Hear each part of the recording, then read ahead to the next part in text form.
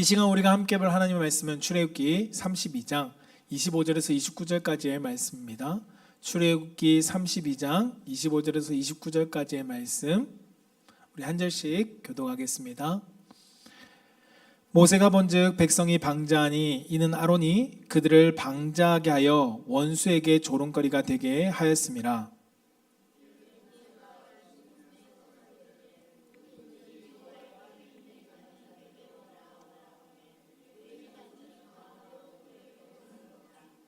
모세가 그에게 이르되 이스라엘의 하나님 여호와께서 이렇게 말씀하시기를 너희는 각각 허리에 칼을 차고 진 이문에서 저문까지 왕래하며 각 사람이 그 형제를, 각 사람이 자기의 친구를, 각 사람이 자기의 이웃을 죽이라 하셨느니라. 레위 자손이 모세의 말대로 행하매 이날에 백성 중에 3,000명 가량이 죽임을 당하니라. 모세가 이르되 각 사람이 자기 아들과 자기 형제를 쳤으니 오늘 여호와께 헌신하게 되었느니라.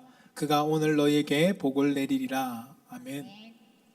오늘 하나님께서 우리에게 주신 말씀은 출애굽기 32장 25절에서 29절까지의 말씀을 가지고 한번 따라해 봅시다. 여호와께 헌신합시다.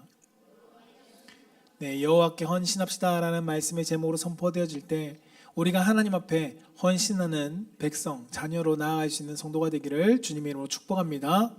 아멘. 저를 따라서 한번 고백해 봅시다. 하나님 사랑합니다. 하나님 감사합니다. 네, 이 고백이 주문이 아니라 우리의 고백이 되기를 주님의 이름으로 축복합니다. 여러분, 우리의 삶을 돌아보면 알게 모르게 참 많은 부분을 헌신하는 삶을 살아가는 분들이 참 많이 있습니다. 전부라고 말할 수 없지만 많은 부모님들이 자녀를 위해서 헌신하죠. 여기 계신 모든 분들도 자녀를 위해서 헌신하는 분이라고 생각합니다. 왜냐하면 헌신의 뜻은 무엇이냐면 자신의 몸과 자신의 마음, 그 모든 것을 바쳐서 힘을 다 쏟는다는 뜻이 바로 헌신이라는 뜻입니다. 내 몸과 내 뜻, 그리고 내 마음, 그것을 다 거기에 쏟아넣는 것이 헌신이라고 말할 수 있죠. 그런 면에서 보면 부모가 되면 자녀를 위해서 나의 몸과 나의 마음과 나의 시간과 나의 물질을 쏟아놓습니다. 그래서 부모는 헌신했다라고 이야기하죠. 헌신하는 부모님의 모습들을 볼 때마다 참 귀하고 존경하게 됩니다. 가족을 위해서 헌신하는 것, 그리고 자녀를 위해서 자신의 가진 모든 것을 힘쏟는 것, 그것은 결코 쉬운 일이 아니기 때문입니다. 그렇다면 이 헌신이라는 단어가 그 가정에서의 말고 그 다음으로 가장 많이 쓰이는 바로 하나의 자리가 있는데, 그것이 어디냐면 하나님 앞에서의 우리가 무엇인가를 할 때 헌신한다 라고 사용하죠. 근데 우리는 얼마나 헌신하고 있는가, 우리 모습을 한번 되돌아봤으면 좋겠습니다. 헌신은 방금 뜻이 뭐라고요? 내 몸과 마음을 바쳐서 있는 힘을 다해 쏟는 것을 헌신이라고 이야기했습니다. 내 몸과 마음을 그냥 일부 사용하는 것이 아니라 거기에 쏟아놓는 것을 헌신이라고 한다고 말씀드렸죠. 그것을 생각할 때 우리는 과연 하나님 앞에 얼마나 나의 몸과 나의 마음을 쏟아놓고 있는가, 바치고 있는가를 한번 우리가 되돌아보기를 원합니다. 우리가 단순하게 여러분 출근하는 사람, 직장에 정해진 시간만큼 일하는 사람을 우리가 그 직원에게 당신 참 헌신했습니다 라고 말하지 않습니다. 그 직장에서 내가 쏟아내야 돼, 내가 일정한 시간만큼 그 직장에 일을 하는 것을 가지고 헌신이라는 단어를 쉽게 사용하지 않는 것처럼, 반대로 누가 봐도 저 사람은 이 직장을 위해서 자기의 시간과 몸과 모든 것을 다 바치는 그 사람들 보고 저 사람은 이 회사를 위해서 진짜 헌신하는 사람이다 라고 말하게 되죠. 그렇다면 우리의 신앙생활을 한번 생각해 보십시오. 나는 과연 내가 그곳에 모든 것을 쏟아놓느냐, 과연 내가 하나님 앞에서 나를 헌신했다라고 말할 수 있는 신앙의 삶을 살아가고 있는가, 우리가 그것을 한번 말씀을 통해서 한번 되돌아보기를 원합니다. 그리스도인으로서 내가 해야 될 역할, 그리고 내가 감당해야 될 신앙의 모습만큼만 하고 있진 않는가, 하나님께 내 몸과 마음과 뜻과 정성을 다해서 정말 말 그대로 나의 모든 것을 아낌없이 하나님 앞에 헌신하고 있는가, 우리는 이것을 스스로 한번 점검해 볼 수 있어야 합니다. 짧은 예화를 하나 소개해드리고 싶은데요. 미국에 어느 한 과부에게 세 아들이 있었다고 합니다. 그들은 모두가 그 가족 모두는 하나님께 헌신하고자 작정했던 가족들이었습니다. 그녀는 자신의 세 아들을 하나님께 바쳤고 이 자녀들 또한 하나님 앞에 나의 삶을 헌신해 드리겠다라고 고백했습니다. 그 후에 주님께서 그 아들 첫째 아들에게 큰 아들에게 아프리카로 보내는 마음을 주셔서 그 아들이 아프리카로 복음을 전하러 갔습니다. 그런데 얼마 후에 그 복음을 전하는 그곳에서 그 원주민에 의해서 순교하게 되었습니다. 이 소식을 들은 부모 어머니는 하나님 앞에 엎드려서 주님을 위해서 우리 자녀가 순교한 것에 하나님 앞에 순교한 것에 대해서 기도하며 찬미를 드렸다고 합니다. 이어서 또 둘째 아들도 하나님 앞에 헌신했을 때 그를 또 하나님께서 아프리카로 보내셨고 얼마 지나지 않아서 복음을 전한 사역 속에 큰아들처럼 아프리카 원주민에 의해서 순교했다고 합니다. 그리고 막내 아들도 동일하게 아프리카로 보내셨고 그곳에서 순교했다고 합니다. 근데 이 이야기를 들은 친구가 찾아와서 물었답니다. 너는 세 아들을 복음 사역하다가 모두 죽었는데 후회하지 않냐? 라는 질문에 이 여인은 뭐라고 대답했냐면 넷째 아들이 없는 것이 참 아쉽다라고 이야기했답니다. 그녀의 기도 속에는 주님, 내가 온 세상 모든 것을 주님께 드려도 여전히 부족합니다 라는 이 고백이 있었다고 하는데요. 우리는 과연 얼마나 하나님 앞에 헌신하고 있는가? 헌신은 내가 가지고 있는 것 중에 일부를 조금 떼서 드리는 것을 헌신이라고 말하지 않습니다. 그것도 할 수 있는 만큼 했다면 헌신이라고 말할 수 있죠. 그러나 성경에서 말하는 헌신의 사전적인 헌신의 단어가 아니라는 겁니다. 헌신은 내가 가장 아끼는 것, 그것을 하나님께 맡기는 것, 믿음으로 맡겨드리는 것이, 결단하는 것이 헌신이라고 사용되어집니다.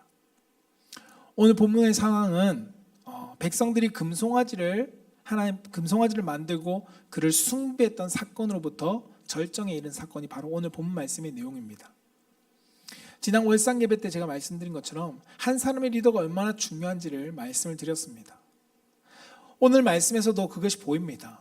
모세의 부재 속에 그 다음 지도자로서 그 역할을 대행하고 있던 아론, 그 아론이 그 백성들 가운데 요구하는 사항을 신을 만들어달라는, 하나님을 만들어달라는 요구 속에 그 아론이 막아서야 하는데 막아서지 못함으로써 오히려 금송아지를 만들어주고 그 일로 이스라엘 백성들이 하나님께 우상 섬기는 범죄하는 큰 범죄를 저지르게 만든 사건이 오늘 본문 말씀의 바로 앞의 내용입니다. 여러분, 이 금송아지 사건은 단순하게 우상을 섬겼다라는 것으로 끝나는 사건이 아닙니다. 왜냐하면 이것은 이스라엘 백성들이 하나님과의 언약을 깨뜨려버린, 첫 번째 언약을 깨뜨려버린 사건이 바로 오늘 금송아지의 사건입니다. 오늘 본문 앞에 보면 출애굽기 19장에 보면 하나님께서 이스라엘 백성들 가운데 이미 그들과 언약을 맺으셨습니다. 19장 4절에서 6절에 보면 이렇게 나오는데요. 내가 애굽 사람에게 어떻게 행하였음과 내가 어떻게 독수리 날개로 너희를 입어 내게로 인도하였음을 너희가 보았느니라. 세계가 다 내게 속하였나니 너희가 내 말을 잘 듣고 내 언약을 지키면 너희는 모든 민족 중에서 내 소유가 되겠고 너희가 내게 대하여 제사장 나라가 되며 거룩한 백성이 되리라. 너는 이 말을 이스라엘 자손에게 전할지니라 라고 말씀합니다. 하나님께서 모세에게 주신 말씀이죠. 그리고 모세는 이 말씀을 이스라엘 백성들 가운데 전했습니다. 시내산에 오자마자 하나님께서 그를 부르시고 주신 말씀이 바로 이것입니다. 그리고 이어서 하나님께 주신 것이 무엇이냐면 십계명의 언약이죠. 20장에 출애굽기 20장에 나오는 말씀입니다. 십계명에 하나님께서 백성들을 주십니다. 그 말씀 가운데 우리가 잘 아는 나 외에 다른 신을 내게 두지 말라라고 하나님께서 말씀하셨죠. 너는 너 자신을 위해서 하늘에 있는 것이나 땅에 있는 것, 땅 아래 있는 것이나 아무 형상을도 만들지 말라라고 하나님께서 말씀하셨습니다. 그런데 이스라엘 백성은 이 언약을 맺었음에도 오늘 32장에 가서 무엇을 만들었냐면 금송아지를 만들었습니다. 하나님께서 미리 말씀하지 않은 것이 아닙니다. 그들과 언약을 맺고 그들도 그것에 동의한 것에 대해서 이들은 깨뜨려버린 것입니다.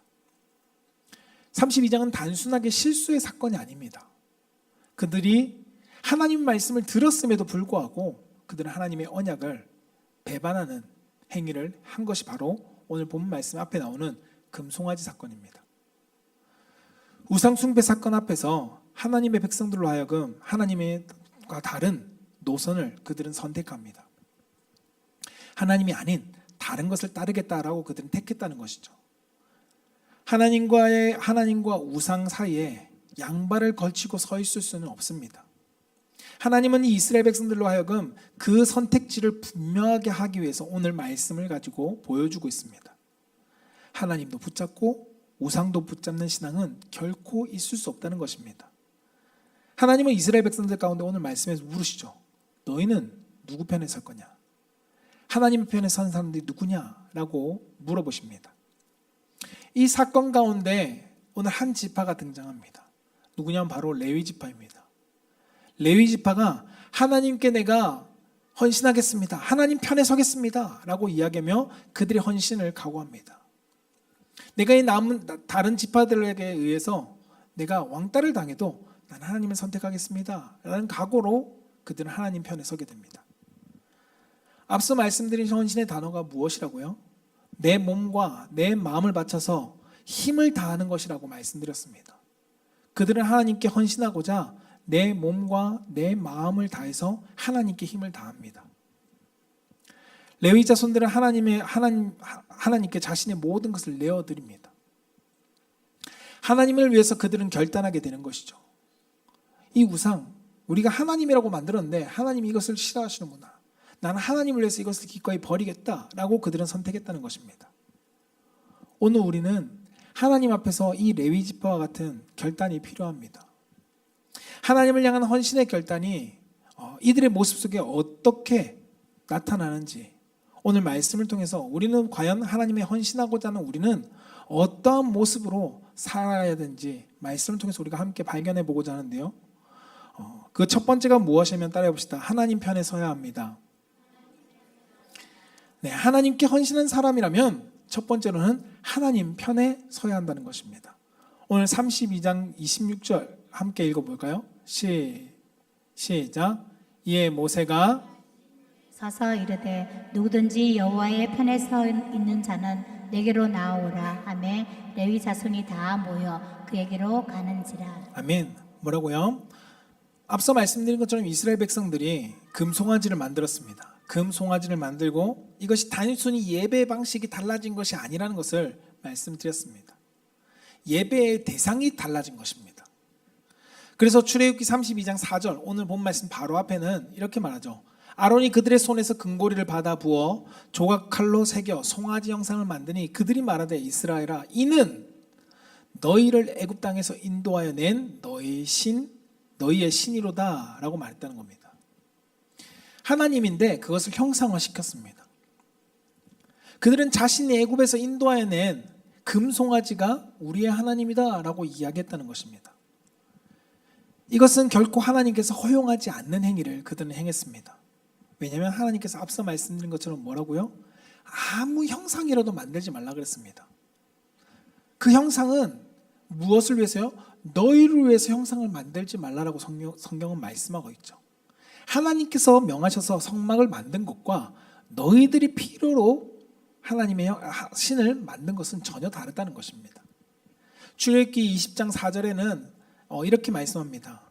너를 위하여 새긴 우상을 만들지 말고 또 하늘에 있는 것이나 아래에 있는 것이나 땅 아래 물속에 있는 것의 어떤 형상도 만들지 말라라고 말씀합니다. 이 말씀에 너를 위하여 새긴 우상을 만들지 말라고 말씀하죠. 그리고 오늘 출애굽기 32장 오늘 본문 앞에 있는 1절 말씀에 또 이렇게 말씀합니다. 백성이 모세가 산에서 내려옴이 더딤을 보고 모세가 하나님을 만나기 위해서 시내산에 올라갔는데 그것이 더딤을 보고 모여서 백성이 아론에게 이르러 말하되 뭐라고요? 일어나 우리를 위하여 우리를 인도할 신을 만들라라는 것입니다. 누구를요? 우리를 위한 신을 만들라는 것입니다. 20장 4절에 뭐라고요? 너희를 위하여 새긴 우상을 만들지 말라라고 말했는데 이들은 우리를 위하여 이 신을 만들었다라고 스스로 이야기하고 있습니다. 백성들은 이 금송아지를 자신들을 위하여 신을 만들었습니다.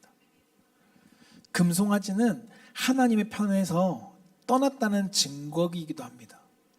그들은 자신을 위해서 신을 만들었고 더 이상 하나님 편에 있지 않기를 선택한 결과가 바로 금송아지였습니다. 이들은 뭐라고 이야기했을까요? 아론이 뭐라고요? 이는 너희를 애굽에서 인도하여낸 신이다라고 이야기합니다.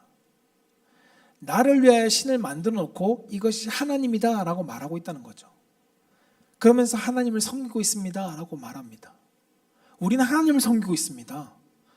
이 금송아지는 우리를 출애굽했던 그 하나님이고 이 하나님을 우리는 섬기고 있다라고 말한다는 것입니다.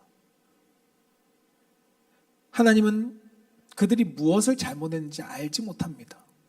실제로는 하나님 앞에서 방자한 모습을 보이고 결국은 하나님의 이름을 세상의 조롱거리가 되게 만들어버리는 행동을 하고 말았습니다.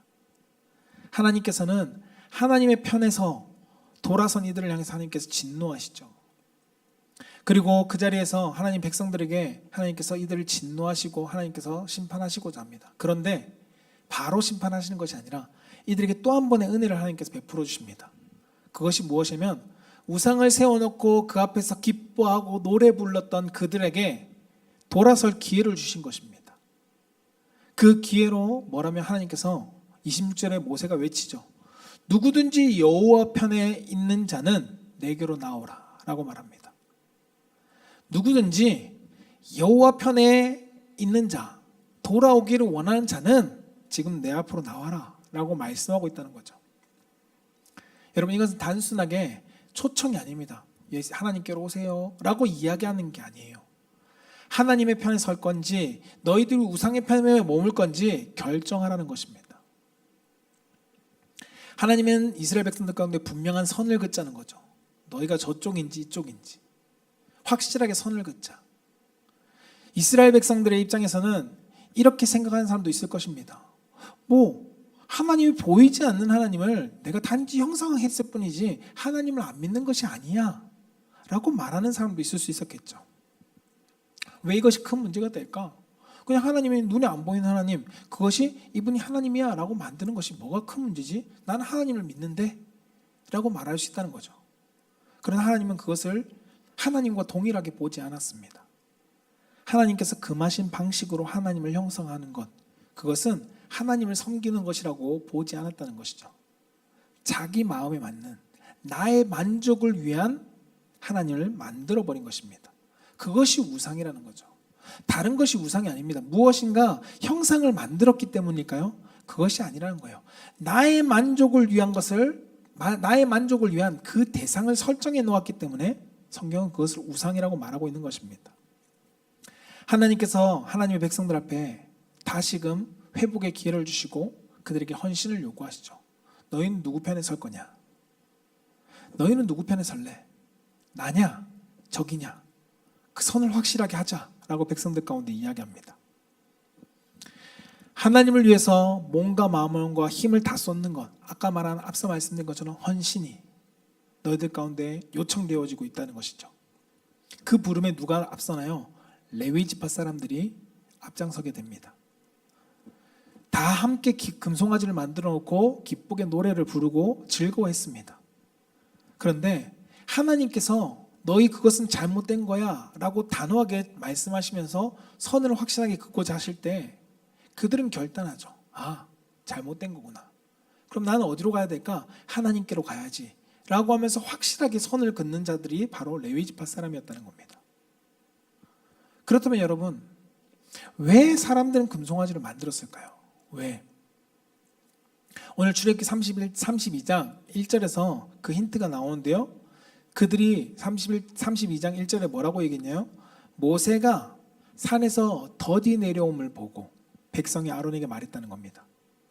모세가 안 내려오는 것을 보고 불안했던 것입니다. 모세가 내려오지 않는 모에서 그들은 불안했습니다. 왜요? 눈에 보이는 모세가 있었거든요. 하나님의 사람인 모세가 있었는데 그가 더디 내려오니까 불안한 겁니다. 하나님이 모세와 함께 떠난 것은 아닐까? 우리는 이곳에서 버림받은 것은 아닐까? 여러분, 그들이 왜 두려워했을까요? 이 두려워했다는 것을 다른 말로 보면은 하나님을 신뢰하지 못했다는 것과 동일합니다. 그래서 하나님은 성경의 여러 곳에서 이야기하죠. 두려워하지 말라. 그 말은 무엇일까요? 나를 신뢰하라는 것입니다. 하나님에 대한 신뢰 없음이 아니라 나를 신뢰하라는 것이죠. 근데 이스라엘 백성들은 하나님을 신뢰하지 못했습니다. 그런데 보이는 금송아지를 만들면 이 금송아지는 내 눈에서 떠나지 않으니까 보이니까 불안감이 사라집니다. 사람은 보이지 않을 때는 두려워합니다. 그러나 보일 때 두려워하지 않습니다. 왜 우리가 하나님의 눈에 보이지 않는 하나님을 잘 신뢰하지 못할까요? 눈에 보이지 않기 때문에. 그러나 무엇을 신뢰하죠? 무엇인가 이상의 현상들을, 무엇인가 방언을 말하고 능력을 행하는 그 이상의 현상을 보고 사람들은 하나님이 나와 함께 하는구나 라고 사람들은 신뢰합니다. 결코 그것은 바른 것이 아니라는 거죠. 하나님은 단순히 눈에 보이고 안 보임으로써 존재하는 분이 아니라는 것을 이 백성들로 하여금 다시금 알게 합니다. 무엇을 가지고요? 너희들이 저 편이냐 내 편이냐 확실하게 선을 긋는 것입니다. 하나님은 아주 분명한 노선을 원하십니다. 너희들이 눈에 보이는 것을 따라갈 것이냐, 아니면 눈에 보이지 않지만 너희들이 신뢰할 수 있는 하나님을 쫓을 것이냐. 하나님은 백성들로 하여금 분명한 노선을 선택하게 하시고 그 반대편에 있는 사람들을 향해서 이렇게 말씀합니다. 하나님은 너희들은 레위지파를 향해서 너희들이 이제 행할 것을 명령하시죠. 여러분 열왕기상 18장 21절에 보면 이렇게 말씀합니다. 엘리야가 모든 백성에게 가까이 나와 이르되 너희가 어느 때까지 둘 사이에서 머뭇거리겠느냐라고 말씀합니다. 만일 하나님이면 그를 따르고 만일 바알이면 너희들이 바알을 따르라 하는 겁니다. 백성이 아무 말 못했다고 이야기하죠. 왜요? 양다리 거치고 있던 게 왔거든요. 하나님을 안 믿는 것도 아니지만 하나님을 믿기도 하고 두 다리를 걸치고 있었습니다. 예수님께서도 마태복음에 6장 24절에 이렇게 말씀하시죠. 한 사람이 두 주인을 섬기지 못할 것이다. 예수님 분명히 우리에게 말씀합니다. 한 사람이 두 주인을 섬기지 못한다는 겁니다. 왜요? 이를 미워하고 저를 사랑하거나 혹 저를 중히 여기고 이것을 경히 여길 것이다 라고 말씀하고 있습니다. 그 대표적인 예가 뭐라고요? 재물이라는 거죠. 하나님은 재물을 겸하여 섬길 수 없다라고 말씀합니다. 사랑하는 성도 여러분, 그리스도인으로서 우리는 하나님 앞에 살기로 헌신했다면, 결단했다면 하나님 앞에서 내가 모든 것을 선택하고 결정하는 것에 하나님 앞에 우리는 둘 수 있어야 합니다. 하나님 편에서 우리는 생각하고 하나님 편에서 결정하고 하나님 편에서 우리는 살아갈 수 있어야 했다는 거죠. 여러분 우리의 삶에서 여러분 직장생활에서 여러분 일터에서 여러분 사람들과의 관계 속에서 많은 사람들은 세상의 것과 하나님의 것을 중간으로 선택합니다. 왜요? 중간으로 선택하면 내가 한쪽으로 몰리지 않거든요. 때로는 이렇게 중간에 선택하면 하나님 편에 선 것 같기도 하고 때로는 사람들한테 미움받지도 않을 수 있고 어중간하게 우리는 살아갑니다. 그것이 성경에 보면 뜨겁든지 차든지 하라 라고 말씀하죠. 근데 우리는 오늘 성경은 너희들이 하나님께 헌신하기 전 결단했다면 하나님 편에 선다면 확실하게 하라는 것입니다. 하나님 편이면 하나님 편, 아니면 아닌 것이라고 말하고 있죠. 하나님을 믿는다고 말하면서도 결정은 세상 편에 서 있지 않습니까? 우리는 예배는 드리고 있으면서 내 삶의 유익을 따라서 때로는 종종 선택권을 가지고 예배를 사용하지 않습니까? 우리는 그것을 결코 하나님께 헌신한 삶이다라고 말할 수 없다는 겁니다.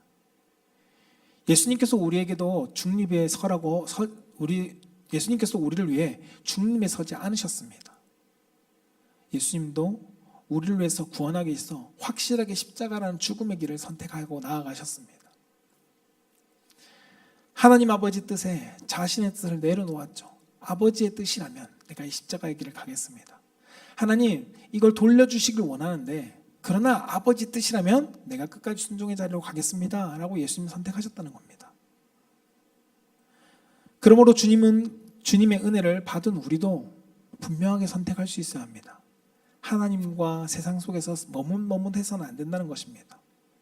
여호와 편에 서면 여호와 편에 서는 사람이 되어야 합니다. 사랑하는 성도 여러분, 여러분들이 생활하는 일자리 속에서 여러분들의 가정 속에서 여러분들과 사람들과의 관계 속에서 여러분들은 어느 편에서 서서 살아가고 계십니까? 중립을 지키면서 때로는 세상에도 한 발 걸쳤다가 때로는 교회에도 미움받지 않도록 걸치고 그렇게 살아가고 계십니까? 아니면 하나님 편에서 나는 무슨 일이 있어도 하나님 편에서 모든 것을 생각하고 하나님 편에서 내가 결단하고 하나님 편에서 내가 선택하고 계십니까? 저는 우리 사랑하는 성도님들이 하나님 편에 설 수 있는 성도가 되기를 주님 이름으로 축복합니다. 오늘 레위 지파처럼 나는 하나님 편에 서겠다라고 결단하고 내 모든 헌신, 내 마음도, 내 몸도, 그리고 나의 모든 결단도 하나님께 내어드릴 수 있는 귀한 믿음의 성도가 되기를 주님의 이름으로 축복합니다. 두 번째, 그러면 하나님께 헌신하기로 결단한 성도가 하나님 편에서 행해야 될 행동이 무엇일까요? 그 두 번째는 따라해 봅시다. 하나님을 절대 우선으로 두어야 합니다. 네, 하나님을 절대 우선으로 두어야 한다는 것입니다. 오늘 출애굽기 32장 27절에서 28절 말씀을 같이 한번 읽어볼게요. 시작. 모세가 그들에게 이르되 이스라엘의 하나님 여호와께서 이렇게 말씀하시기를 너희는 각각 허리에 칼을 차고 진 이문에서 저문까지 왕래하며 각 사람이 그 형제를, 각 사람이 자기의 친구를, 각 사람이 자기의 이웃을 죽이라 하셨느니라. 레위 자손이 모세의 말대로 행하매 이날에 백성 중에 3,000명 가량이 죽임을 당하니라. 아멘. 하나님 편에서 서는 사람이 할 행동, 그것이 무엇이냐면 절대적으로 우선을 두는 것이 무엇이냐면 하나님의 말씀입니다. 하나님 편에서 내가 살아간다고 했다면, 결단했다면 우리가 가장 우선으로 두어야 되는 것은 바로 하나님의 말씀이라는 거죠. 오늘 이스라엘 백성들 가운데 하나님의 말씀에 우선을 두었습니다. 레위 지파 사람들이 하나님께서 그들을 심판하시기 위한 결정에 그 말씀에 따라갑니다. 여러분, 이 장면은 3,000명의 사람이 죽게 됩니다. 이 3,000명의 사람이 레위 지파의 손에 죽은 것은 이들이 레위 지파와 원수지간이었기 때문에 죽은 것이 아닙니다. 오늘 말씀은 뭐라고요? 그들이 때로는 형제일 수도 있고 같은 동족, 그리고 어떤 이는 친구였고 어떤 이는 이웃이었다고 성경은 말씀합니다. 중요한 것은 3,000명의 사람이 레위 지파의 적군이 아니었습니다. 같은 언약의 공동체 안에서의 형제 자매였습니다. 그러나 레위 지파 자손은 인간적인 가까운 관계, 그 관계보다 하나님의 말씀을 우선으로 두었다는 겁니다. 왜요? 하나님 편에 서기로 결단했기 때문에. 여러분, 물론 이 말씀을 오늘날 삶에 적용할 수는 없습니다. 문자 그대로 우리가 적용할 수 없다는 거예요. 내가 개인적인 일로 인해서 하나님 편에 서려고 누군가에게 폭력을 행하고 누군가를 죽이는 일은 지금 세대에 할 수 없습니다. 오늘 말씀이 우리 가운데 보여주는 그 원리는 무엇이냐면 하나님 말씀보다 우리가 우선둬야 될 것은 없다는 것이죠. 그것이 가족이라 할지라도. 하나님 말씀이 우리가 우선둬야 되는 그 기준은 마태복음 10장 37절에서도 예수님께서도 말씀하십니다. 같이 한번 읽어볼까요? 시작. 아버지나 어머니를 나보다 더 사랑하는 자는 내게 합당하지 아니하고 아들이나 딸을 나보다 더 사랑하는 자도 내게 합당하지 아니하며. 아멘. 뭐라고요? 아버지나 어머니를 나보다 사랑하는 자. 누구요? 예수님보다 더 사랑하는 자. 그 하나님보다 더 사랑하는 자는 합당하지 않다는 겁니다. 그가 하나님 편에 선 사람이라고 말할 수 없다는 것이죠. 자녀를 나보다 더 사랑하는 자는 하나님 편에 섰다고 말할 수 없다는 것입니다. 예수님은 부모와 자녀보다 주님이 먼저 되어야 된다고 성경은 분명히 말씀합니다. 물론 이것이 여러분 가족을 버리라는 뜻이 아니에요. 오해하시면 안 됩니다. 가족을 버려라 라는 말이 아니라는 겁니다. 분명히 부모를 공경해야 합니다. 성경에 보면 10계명 가운데 5계명은 뭐라고 얘기하죠? 내 부모를 공경하라고 말합니다. 이것도 성도가 지켜야 될 마땅한 의무입니다. 계명입니다. 하나님의 약속이라는 거예요. 그러나 부모를 공경하고 자녀를 사랑하는 것보다 먼저 돼야 될 것이, 선행돼야 될 것이 무엇이냐면 하나님의 말씀이고 하나님이라는 것이죠. 하나님을 향한 사랑이 먼저 돼야 한다는 것입니다. 가족이 소중하지 않다는 것이 아니라 가족이 소중합니다.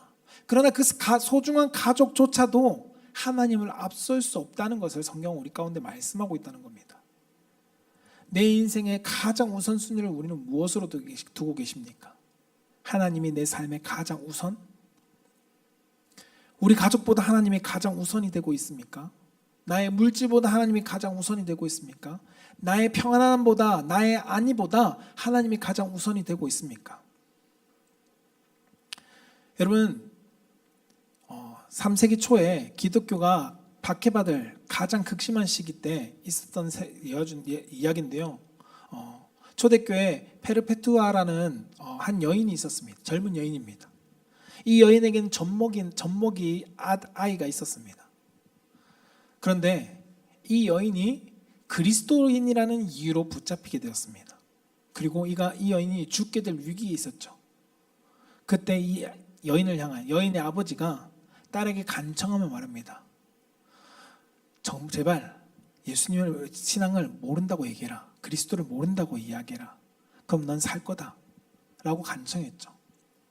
여러분 얼마나 흔들렸을까요? 부모님이 그 얘기를 하고, 그리고 어린아이가 울고 있고, 여러분 내가 살고 싶은 그 마음이 왜 없었겠습니까?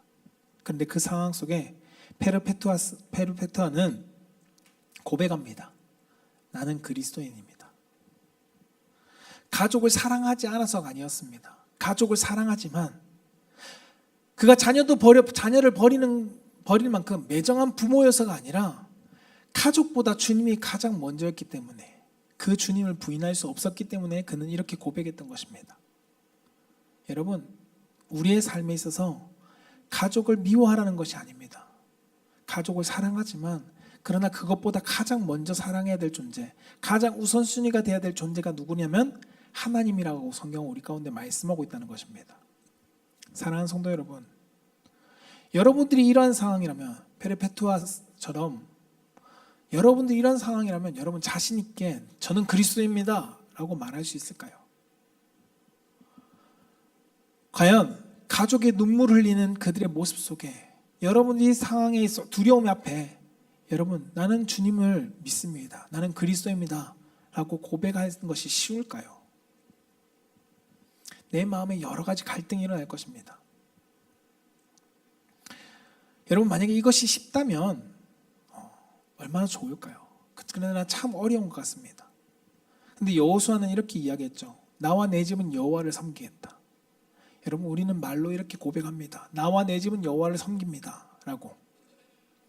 그런 이 고백이 진실된 증거로 나타나는 순간에도 우리가 페르페투아처럼 결단할 수 있는 성도가 되어야 합니다. 이것이 고난이 없을 때만의 고백이 아니라 내 삶에 목숨의 위협이 왔을 때도 할 수 있는 고백이 되어야 한다는 겁니다. 여러분 멀지 않은 곳에서는 지금도 이러한 일이 벌어집니다.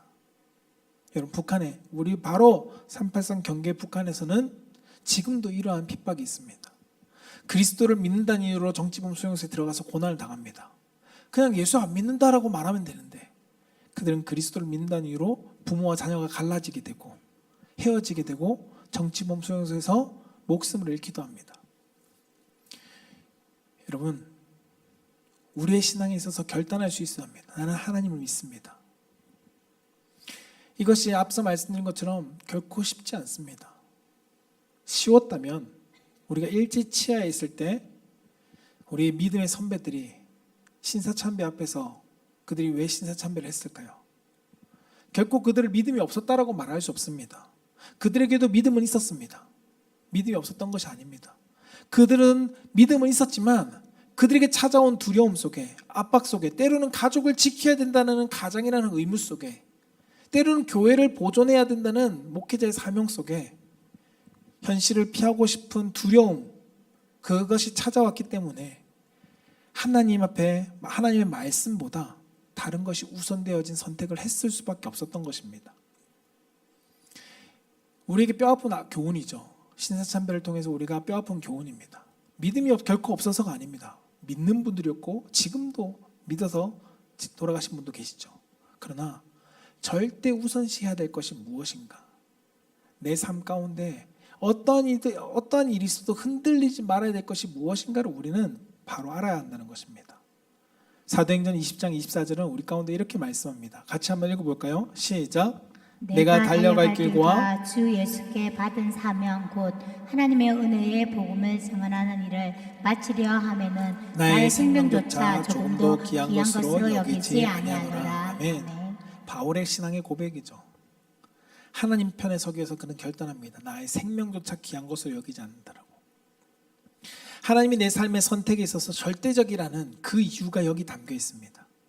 내가 손해봐도 나의 기대가 가족들의 기대만큼 채워지지 않는다 할지라도, 내가 이들의 기대에 내가 충족시키지 못한다 할지라도 하물며 내 모든 계획을 내려놓는다 할지라도 나는 무엇을 선택한다고요?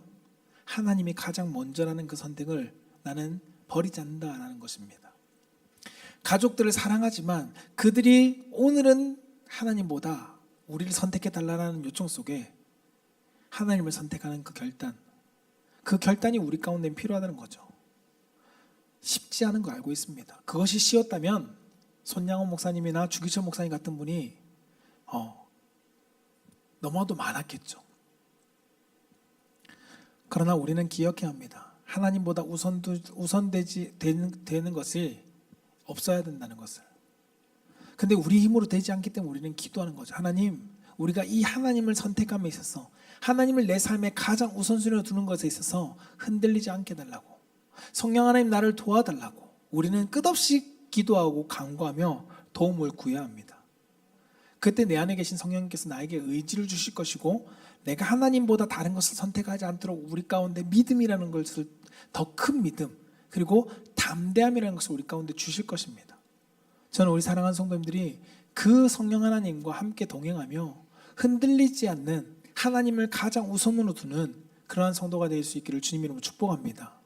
세 번째는 따라해봅시다. 하나님께 구별된 자는 하나님을 기업으로 받습니다. 여러분, 하나님 앞에 내가 우선순위하고 하나님께 헌신하고자 결단한 사람에게는 하나님께서 우리에게 복을 주십니다. 오늘 29절 말씀 가운데 이렇게 말씀하죠. 같이 한번 읽어볼까요? 시작. 모세가 이르되 각 사람이 자기 아들과 자기 형제를 쳤으니 오늘 여호와께 헌신하게 되었습니다.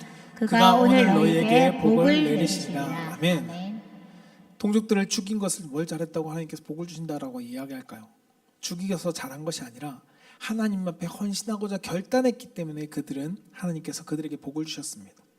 복을 내리신다는 복이 무엇이었을까요? 우리는 복하면 떠오르는 게 뭐죠? 잘되고 형통하고 물질에 축복받고 이런 것을 복으로 생각합니다. 그런데 오늘 하나님께서 오늘 레위 지파에게 주신 복은 그런 세상에 있는 복을 주시는 것이 아니었습니다. 이들이 받은 복은 무엇이냐면 하나님 앞에 많은 백성들 중에 구별되어지는 복을 받았습니다. 우리가 알다시피 레위 지파는 이 사건 이후로 하나님의 성전을 맡아서 섬기는 자들이 됩니다. 어떠한 지파보다 하나님을 제일 가까이에서 섬기고 만나는 지파로서 하나님께서 구별하시죠. 구별되어지는 복을 받았다는 것입니다. 신명기 10장 9절에는 이렇게 말씀하는데요. 그러므로 레위는 그의 형제 중에 분깃이 없으며 기업이 없고 라고까지만 들으면 이건 뭐지?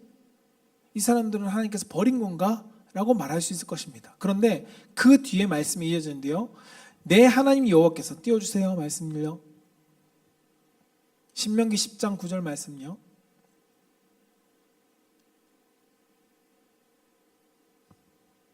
안 되나요? 네. 그러므로 레위는 그 형제 중에 분깃이 없으며 기업이 없고, 그런데 그 뒤에 뭐라고요? 내 하나님 여호와께서 그에게 말씀하신 같이 여호와가 그의 기업이 된다라고 말씀합니다. 여러분, 이들을 구별하시고 하나님께서 주신 복이 뭐냐면 내가 너희의 기업이 되어줄게 라는 복이라는 겁니다. 다른 지파들은 땅을 통해서 열심히 경작하고 열심히 일구어서 그것을 자신의 일용할 양식으로 누렸습니다. 그런데 하나님께서는 레위 지파들에게는 친히 내가 너희의 기업이 되줄게, 너희에게 공급해 줄게 라고 말씀하십니다. 레위인들의 삶을 하나님께서 책임져 주신다는 것입니다. 큰 의미에서 보면 이스라엘 백성도 땅을 경작하는 것도 하나님께서 그들에게 비를 주셔야지만이, 도와주셔야지만이 얻는 거긴 하죠. 그러나 레위 지파는 다른 지파와 달리 하나님을 가까이 섬기면서 하나님으로부터 공급받는 삶을 살 수 있게 해주셨다는 것입니다. 구약의 레위 지파를 하나님께서 구별하시고 그들을 택하시고 그들이 나와 함께 동행하도록 하나님께서 세워주셨습니다. 그래서 그 레위 지파에게는 가나안 땅의 분깃을 주시지 않았습니다. 하나님이 주시는 것, 그것이 구약에서는 10분의 1을 받아서 하나님께서 그 백성들 가운데 받으셔서 하나님 것을 그 레위 지파에게 주셨죠. 하나님 나라의 상속자가 되게 하셨던 것입니다. 여러분, 레위 지파에게 하나님께서 주신 복은 많은 이들과 동일한 것이 아니라 그들과는 다른 이들로 하나님께서 구별해 주시고 그들을 택해 주시고 그들을 하나님의 사람으로서 가까이 두셨다는 것입니다. 하나님은 우리에게도 그러한 복을 주셨습니다. 신약성경에 와서 예수님을 통해서 우리는 하나님의 자녀가 되었죠. 많은 사람들 속에서 하나님이 그리스도를 통해서 우리를 자녀라는 구분을 시켜주셨습니다. 하나님의 자녀를 구분해 주셨고 우리는 하나님의 나라의 상속자가 되어줄 수 있도록 우리에게 분깃을 주셨습니다. 천국에 대한 분깃을 주셨죠. 그뿐 아니라 하나님의 자녀로서 하나님과 가까이 거할 수 있도록 우리 가운데 복을 주셨습니다. 많은 사람들은 하나님께 가까이 나아가지 못합니다. 그러나 예수 그리스도 통해서 믿는 자들은 이제 우리가 하나님께 직접 나아갈 수 있는, 하나님과 가까이 거할 수 있는 존재가 되었습니다. 이것이 우리를 하나님께서 구별해 주신 복입니다. 우리가 그리스도 하나님의 편에 서겠습니다. 내가 예수님을 믿음으로써 하나님 편에 서겠습니다. 하나님께 헌신하겠습니다 라고 결단한 이들 가운데 주신 복이 바로 하나님의 자녀가 되는 은혜의 복, 하나님의 백성으로서의 구별되어지고 택함받은 복을 우리 가운데 주셨다는 것입니다. 그렇기 때문에 우리가 누릴 기업은 무엇일까요? 이 땅의 것이 아닙니다. 이 땅에서도 복을 받으면 좋죠. 그러나 우리는 이 땅의 것이 아니라 하나님 나라의 기업을 우리는 받을 자로 소망을 가지고 살아가는 것입니다. 사람들은 눈에 보이는 것을 소망을 둡니다. 오늘 이스라엘 백성들이 금송아지에 소망을 둔 것은 무엇 때문이라고요? 보이지 않는 하나님을 신뢰하지 못했기 때문에. 보이는 것을 신뢰합니다. 지금의 시대도 동일합니다. 사람들은 보이는 것을 신뢰합니다. 돈을 신뢰하고요. 그리고 사람을 신뢰하고요. 무엇인가 권력을, 힘을 하는 것을 신뢰합니다. 그러나 그것을 기업으로 삼은 자들은 그것이 영원할 수 없습니다. 그러나 하나님을 기업으로 둔 사람, 하나님께 헌신한 사람은 하나님께서 그들의 기업이 되어 주신다고 성경은 분명히 말씀합니다.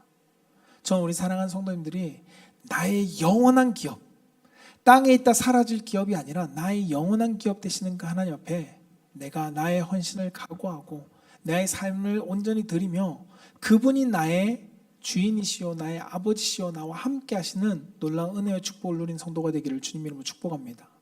말씀을 정리하고자 합니다. 예수님은 하나님께 헌신할 우리를 부르십니다. 넌 누구 편에 서겠니? 라고 우리 가운데 부르신다는 겁니다. 세상 사람들과 세상의 것들과 머뭇머뭇거리고 있는 우리에게 물으시죠. 나를 따르겠느냐? 라고. 여러분, 우리는 하나님께 헌신함에 있어서 결단할 수 있어야 합니다. 내가 더 이상 세상과 내가 함께 발을 두지 않겠습니다. 하나님 편에서 내가 서겠습니다. 하나님이 나의 그 어떠한 것보다도 가장 우선이 되는 삶을 살아가겠습니다. 하나님, 내가 그 믿음을 살아가기를 원합니다. 하나님의 구별된 자녀로서 내가 하나님을 모시며 살아가는 성도가 되기를 원합니다. 라고 고백할 수 있기를 원합니다. 사랑하는 성도 여러분, 우리가 하나님께 헌신합시다. 세상과 하나님 사이에서 머뭇거리는 것이 아니라 하나님 편에 살아갑시다. 그리고 세상과 가까운 관계를 가지려고 하는 것보다, 세상의 유익을 쫓아가는 것보다 두려운 현실 속에서 절대적인 나의 삶의 우선은 하나님이다. 물질이 아니고 사람이 아니고 명예가 아니고 내 자녀들도 아니고 내 부모도 아니고 하나님이다 라는 그 결단을 가지고 살아갈 수 있기를 원합니다. 그래서 하나님의 자녀답게 구별된 성도로서 하나님을 모시면서 하나님 나라를 바라보며 나아갈 수 있는 성도가 되기를 축복합니다. 저는 우리 사랑하는 성도님들이 그 삶을 향해서 하나님, 내가 오늘도 하나님께 헌신합니다 라고 고백하며 나아가는 성도가 될 수 있기를 주님으로 축복합니다.